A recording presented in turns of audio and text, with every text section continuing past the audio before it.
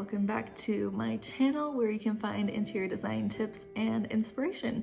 Today is going to be a follow-up video from last week. We're going to jump into talking about Grand Millennial design style. We're going to talk about the inspiration behind this design style, how you can recreate it, and what people are loving about this style. To start off, we're going to talk about the inspiration behind this design style, where this came from, how it got started, and kind of the point of this design style. They're trying to kind of get away from trends of interior design and create something that is going to be very classic, but kind of move through different stages with you, an updated traditional design style. Definitely traditional design is a big part of this design style, but you also see some maximalist influences, some neo-Victorian influences, but you also see contemporary and modern design play around with this style and have its own moment as well. So it's pretty eclectic. I think the whole point behind this design style is to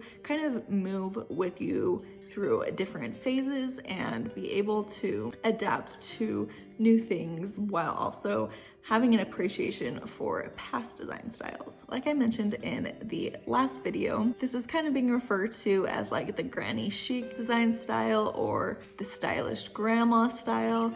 There's definitely this mixing of vintage and modern to get this style. I also mentioned that a lot of influence from this came from this pandemic season that we've been having, because the industry of interior design has definitely been affected by the pandemic. By a lot of people are waiting really outrageous times to get their furniture in, or if you're building a new home, you probably know that the price of wood has skyrocketed.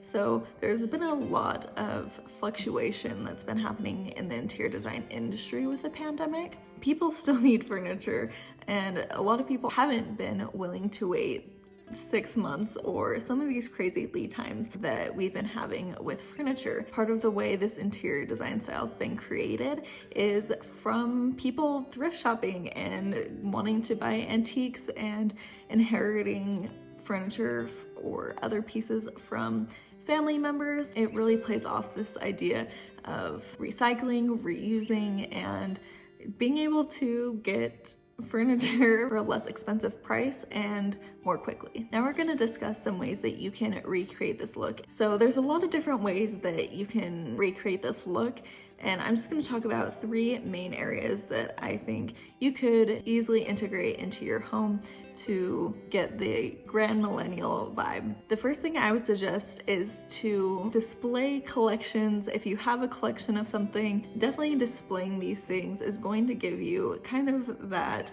traditional vibe. So if that's, you have a lot of vinyl, if you have a coin collection or anything that you've collected in the past, maybe you've had that stuff stored away in a box or it's not out on display for everyone to see, go ahead and bring that stuff out of your closet and just find a way to display it. Maybe your coin collection can be somehow like posted on the wall. You can have like something, a frame where you can put those coins in it.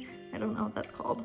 Or your vinyl collection, you can have that shown by having like a whole little music station in your living room where it's displayed. Anything of that sense, and extra points if it's vintage, if it has charm, it has personality, that is really going to scream this Grand Millennial style. Another way to recreate this style is to incorporate patterns.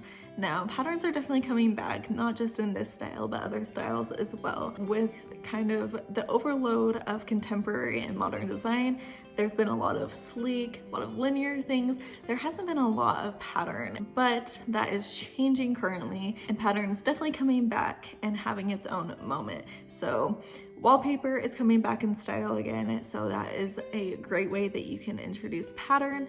You can do this in smaller ways like your bedding or your pillows. You could also do this if you are remodeling or building a new house. You can do this with your backsplash or a different tile around your home. A lot of inspiration pictures that I see for this style do a lot of mixing of patterns. If you guys would be curious about a video on how I mix patterns, I would definitely love to make a video, because is hard to mix patterns. It can seem very busy, very overwhelming. It can feel very heavy and cluttered very quickly. So if you want any tips with that, I would love to make a video on that. I know that mixing patterns and pattern in general can be very intimidating, especially because we've seen so much contemporary design that really doesn't have a lot of pattern. So it is kind of a weird shift in mindset to make. And the third way that you can recreate this style is by layering. Now, don't get this mixed up with clutter. I personally get anxious and get scared when I feel like a space is cluttered. And I don't think that this design style necessarily is wanting a cluttered look because it has the mix of traditional and modern design, but definitely layering like multiple layers of bedding, multiple layers of window coverings. And I think mixing in patterns definitely gives that more layered effect. The collection, so you kind of have more stuff displayed. It definitely leans a little bit more towards the maximalist side than the minimalism side, but definitely don't get it cluttered and find ways to intentionally layer things in so you can get a very elevated look for the style. Okay, now I just want to discuss a little bit about why people love this style. This style definitely won't be for everyone, and my guess is that it will definitely take a few years to see this more and more, but a huge reason why people are loving this is, number one, it's fun. It's definitely way more personality compared to our regular contemporary design style that we've seen so much in the last 10 years or so. It has a lot more color. Again, with contemporary design, we're used to seeing a lot of neutrals, a lot of white, a lot of black, a lot of brown. This design style is not afraid of color at all. It almost reminds me of boho a little bit, just being so expressive with color. Another reason why people love this design is because it's kind of personalized and it shows off your personality, displaying things that you love, using colors that you love, patterns that are fun and energetic. It brings more life into your space, which is definitely helpful when we are in our houses all the time, and so it kind of re-energizes you. If you're reusing family furniture or displaying things that are vintage, that are hand-me-downs, or that may remind you of people in your family, it's kind of that nice way to feel familiar and to have people in your house, whether they're physically there or not. Over the pandemic, a lot of us have lacked, and so the coziness and the familiarity, I think, is a big reason why people are loving this design style currently. I think the last reason why people are loving this style showcases all these different reasons, and it's just telling a story. It's not bland, it is very spicy and flavorful and has a lot of personality, like I said, and so it really showcases your story, your family's story, and is much more personal than a lot of the design that we are used to seeing right now. Okay, everyone, I hope you enjoyed this video all about the Grand Millennial style.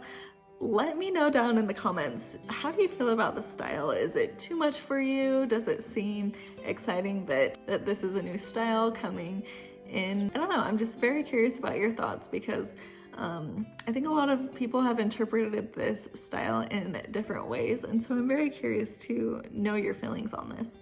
Thank you so much for joining me for interior design tips and inspiration. Next week, I will be talking about the Japandi style, so if you're interested in that, make sure that you are subscribed, and I hope to catch you next week. Bye!